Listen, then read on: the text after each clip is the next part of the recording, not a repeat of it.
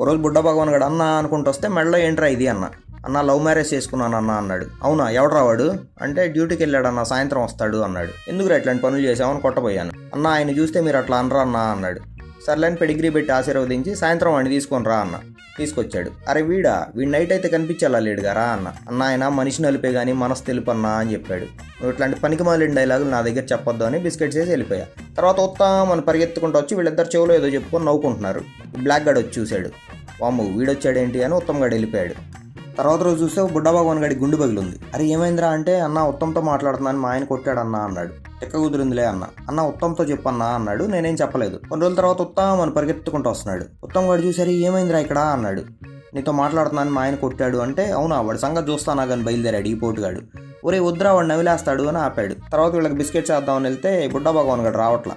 అరే వచ్చి మీ ఆయనతో కలిసి తినరా అన్న. వాడితో అసలు నేను తిన్నన్నా అన్నాడు. ఈలోపు ఉత్తమ్ గాడు వచ్చాడు. ఉత్తమ్ మన ఇద్దరం బిస్కెట్స్ తిన్నావురా అని వీళ్ళిద్దరు కలిసి తింటున్నారు. బ్లాక్ గార్డ్ చూసి చావు దెబ్బ కొట్టావు కదరా అనుకొని నెక్స్ట్ డే ఇంటికి వచ్చాడు. అరే ఉత్తమ్గా కలరెట్ రావాలి చెప్పురా అన్నాడు. వీడెళ్ళి వాసన చూసి ముందు రోజు స్నానం చేయరా అన్నాడు. అయినా బుడ్డా భగవాన్ నా పిల్లరా, నా పిల్ల జోలికి వస్తే నరాలు తీసి మెడలో వేసుకుంటా, నా పేరు ఒకటేరా ఉత్తమ్ నేను కాదు అని ఇంటికి వెళ్ళి ఆరేసుకొని పడుకున్నాడు.